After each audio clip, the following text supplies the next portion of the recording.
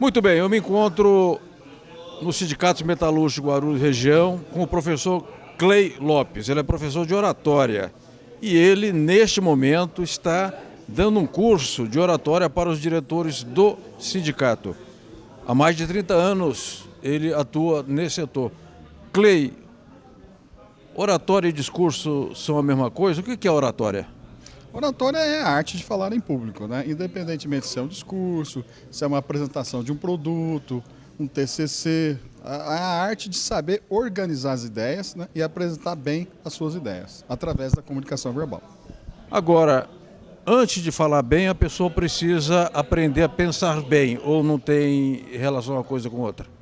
Não, tem sim, e tem muito, porque para falar bem você tem que se organizar bem mentalmente, né? Saber iniciar, antecipar o que você vai falar mentalmente, aí você consegue ter um bom desempenho.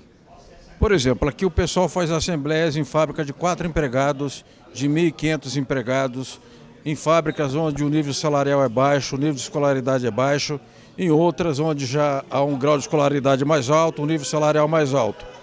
A oratória tem que ser a mesma para essas fábricas ou tem que mudar?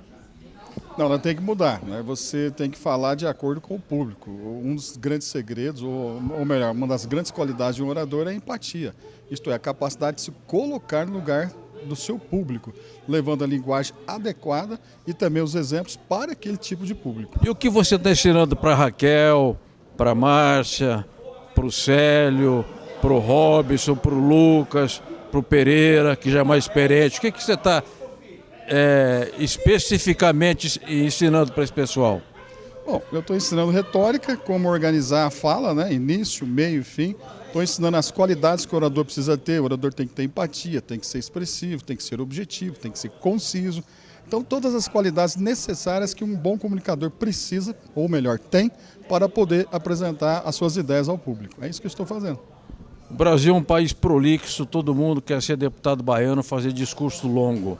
Até que ponto nós precisamos aprender a ser mais sintéticos e concisos? Nós precisamos aprender muito, porque hoje as pessoas não têm tanta paciência. Para você ter uma ideia, o WhatsApp hoje tem velocidade 2, né? Então hoje o orador precisa ser bastante objetivo e conciso, isto é, apresentar o que preparou dentro do prazo estipulado. Esse é o segredo. Se você vai fazer uma assembleia de PLR numa fábrica, participação no lucros e ou resultados, você recomenda que o dirigente se concentre no tema? Com certeza. Ele precisa ter um bom início para despertar o interesse, né? Criar uma empatia, mas a concentração é no tema e nos resultados que ele está buscando, isto é, provocar a ação. Entre homens e mulheres, a oratória, quando você se dirige a homens, se dirige a mulheres, digamos, as tonalidades, as variações da oratória, seguem um padrão ou elas mudam conforme o gênero, conforme a idade, conforme a escolaridade?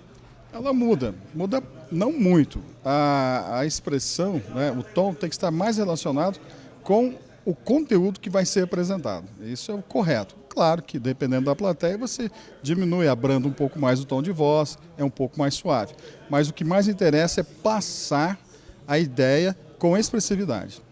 Agora, Clay, no caso de da oratória, numa reunião com o patronato, por exemplo, tem uma mesa redonda, estão de um lado os representantes patronais e deste lado os representantes dos empregados. Você também orienta como é que deve ser a postura, como é que deve ser o gestual, porque o corpo fala, não é só a articulação pelas palavras, correto?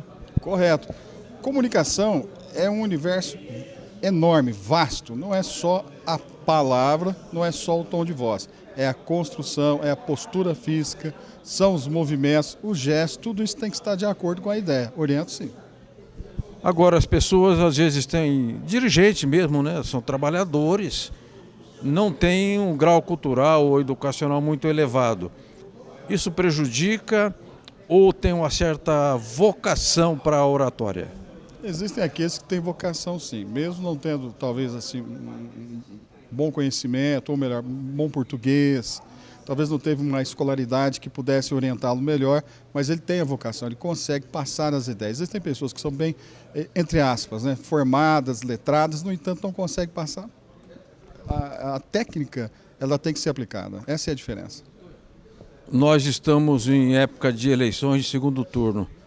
Restaram Lula e Bolsonaro. Os dois são bons oradores? Os dois são muito bons oradores, de acordo com aquilo que eles desejam buscar. O Lula fala muito bem, né? Ele consegue alcançar através da empatia, através da sua habilidade de contar histórias, trazer exemplos. Já o Bolsonaro, ele usa um outro tipo de comunicação, já é mais vigorosa, busca alguns apelos, e com isso ele carrega um grupo para o lado dele. São diferentes, mas são bons comunicadores. Na oratória é mais importante o substantivo, que é concreto, ou o adjetivo, que tem subjetividade? Eu acredito que hoje o concreto ele tem que aparecer mais, né? Claro que nós vamos deixa também, você trabalha com a emoção, você trabalha com aquilo que pode acontecer, mas concreto é concreto, especialmente nos dias de hoje. Professor, muitíssimo obrigado. Você vai retornar agora para as aulas e espero que todos nós aprendamos com o seu conhecimento e com a sua vontade de ensinar. Que para ensinar não basta saber, tem que ter vontade de ensinar, não é isso? É isso mesmo, João. Você tem que. Eu não sei se é uma vocação, mas é o desejo de fazer com que o outro cresça, né? Acho que ensinar é exatamente isso. É fazer com que a pessoa evolua. Eu acho que ensinar está muito envolvido com provocar no outro felicidade.